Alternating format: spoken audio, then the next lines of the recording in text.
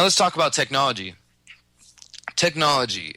I did an article called Google Glasses will allow you to see a person's history just by looking at them, and discussing upcoming technology that will be released to developers later this year by Google, augmented reality technology that allows you to look at the environment around you, and the computer inside the glasses will highlight things for you and show you information about them, whether it's a person by scanning them with facial detection technology and then telling you their dating history, their age, their preference, what kind of car they drive, or who knows how detailed the information could be, because it's going to be coming from Google, so they have a pretty big storage of data on all of us. Now, that's only one way. Of course, I know I'm sitting here focusing on the way the technology could be used for negative things. Obviously, augmented reality technology could be very helpful. You know, you're wearing these glasses and you're looking around and you see a tree that you really think is beautiful, but you don't know what it is. So you just look at it, your glasses, you say a verbal command out loud, glasses, wiki that tree, and then it'll highlight for you and then tell you everything you've ever wanted to know about that tree. That sounds really cool, right? But we know that when the technology gets in the hands of the government and the military, it's often used to spy on us and to spy on the people. And now I'm just going to give you a quick blitz of technology stories just so you can understand how quickly our world is advancing. 3D printers, store opened up in San Francisco. The first 3D printer gun fired 6 shots and fell apart, but they're working on more. I think they did a 3D printed house in some other country. Just the other day, the first robot restaurant opens up in China. First robot restaurant. Your waitresses, your bus boys, and your, I don't know, what's the guys, the host. They're all robots. Everybody in this freaking restaurant's a robot. It just became illegal to unlock your cell phone. The world is advancing at a very fast rate. So I listed a few different ways that technology has advanced. 3D printers, robot restaurants, augmented reality glasses, 3D, not 3D, well, probably soon, electronic tattoos that store your health information. I don't know if you guys saw that story. And everything I'm talking about here can be found on thehoustonfreethinkers.com. Go search through all the articles, all the categories, and you'll find these stories. I'm talking about the ways that technology marches ever forward, the ways the government and some of these private corporations choose to use it for control methods, and also the ways that the technology will at the same time free people. Because for every story like this one, San Francisco Public Utilities Commission reveals plan to possibly use streetlights for surveillance, or DHS looks to install microphones in urban areas that can listen to conversations. There's also a story that says Scottish engineers synthesize clean fuel using just air and water. My point is, technology is a tool just like anything. It can be used for good or for bad. I believe in the hands of a free, open market that the people would choose to spend their money and their energy and their effort making things that advance society. And why would we go backwards, once we get to that point? So, that's scary stuff I just said. The DHS they're creating monitors that are inside streetlights that can listen to your conversations, supposedly to catch gunshots and to help them catch criminals and things like that. But again, this is reminding me more and more of 1984. So how do we advance our society before the government uses technology to control us? You see what I'm saying? It's like there's sort of a race here. Is technology going to work to free the people before the government can use technology to suppress the people? Because things like synthesizing fuel from air and water, it liberates everybody. Once this method gets out, and this is not some crackpot, website. This is coming from an Al Jazeera story about a small company that's from Scotland. Air Fuel Synthesis is the name of the company. And this is only one story. I've read all different kinds of things. There's some girls who, in Africa, we talked about this a while back, they learned to turn their own pee, their own urine into gas, into fuel. There's plenty of solutions and ways that technology can free us.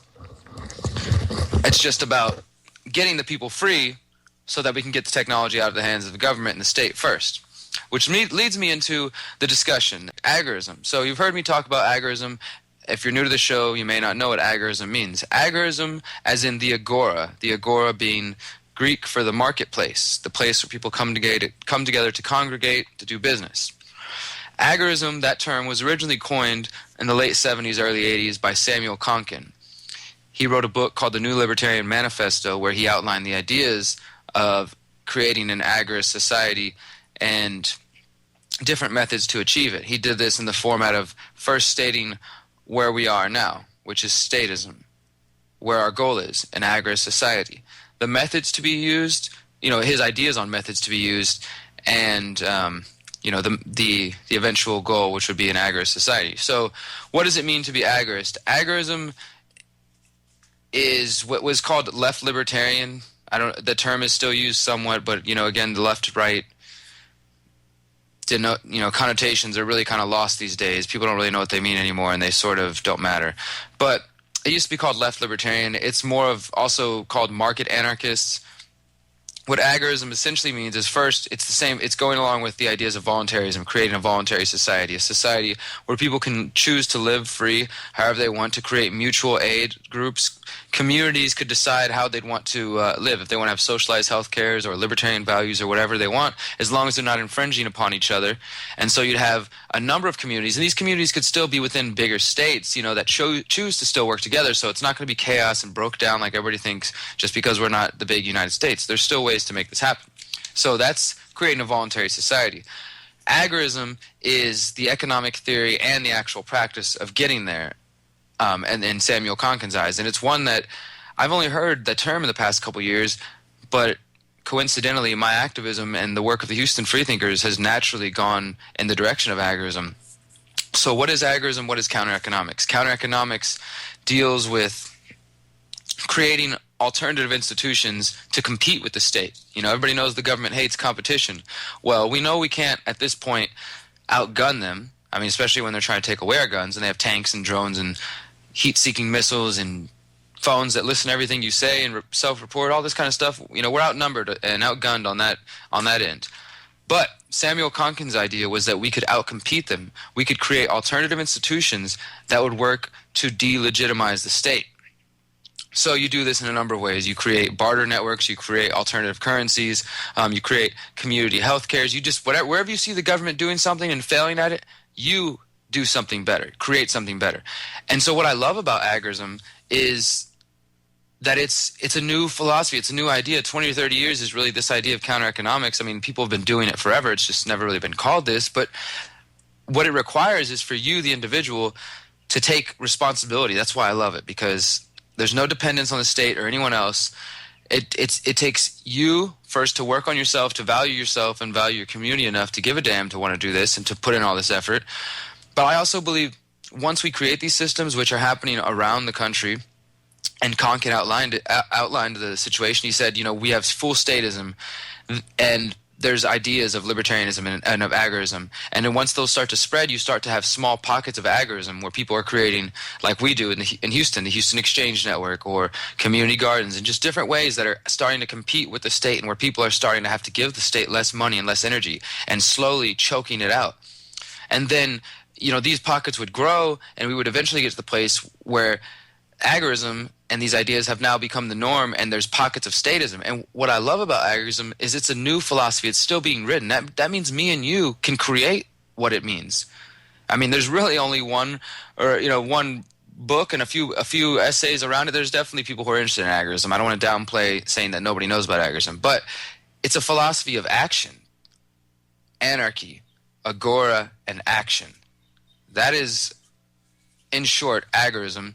And that means the ideas are unlimited. I mean, there's potential for anything to happen. You can take an idea that I have implemented in Houston, and then you look at your community and you decide how it'll best work there, and then maybe you do it in a way that I couldn't even conceive of, and it grows from there and it gets passed on. And that's what I love. And I think that this is also important. This is how we're going to really beat the state and advance our species. And so in Konkin's book, he discusses technology, and this is in the late 70s, early 80s, as I said, when the internet wasn't even what it is now. But he had the foresight to recognize that technology could help the revolution. It could help advance our species and help us outpace the state. Now, I would love to hear Konkin's ideas now if he were alive to see the way that technology is sort of at that brink now, where we're finally at the point where people are going to have 3D printers and they're going to have to not buy everything all the time. You know, alternative energies are starting to be released that are going to be much more fuel efficient and cost efficient. There's networks of alternative currencies being created, and the best part is there's a collapse going on right now. And Konkin knew that this was going to happen because he followed Murray Rothbard's in the Austrian economics school, and they knew that the system of the state, the economic system, was going to be the downfall of the state, and eventually it would collapse. And Konkin offered a solution.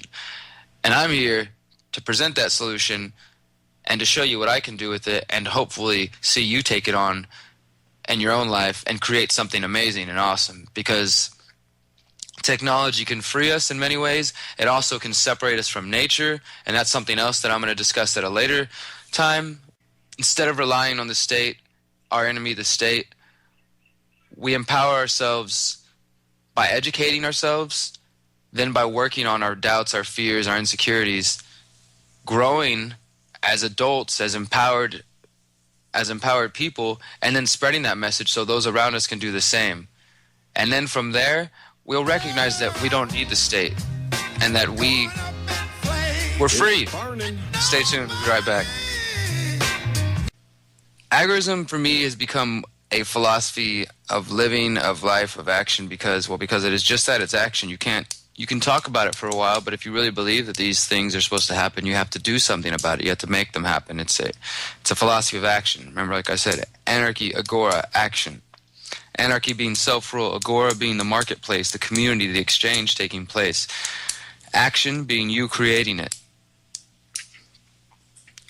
And this is what the Houston Freethinkers has become more and more about. I said earlier in the show that we released a bunch of videos out this past weekend, one of them being our soap making skill share.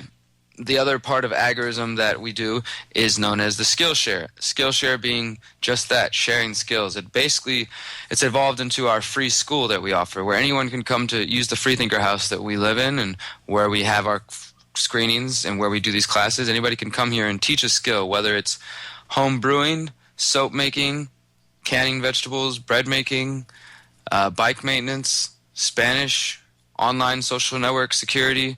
Whatever it is that you think you have to offer to the community, we'll host it here.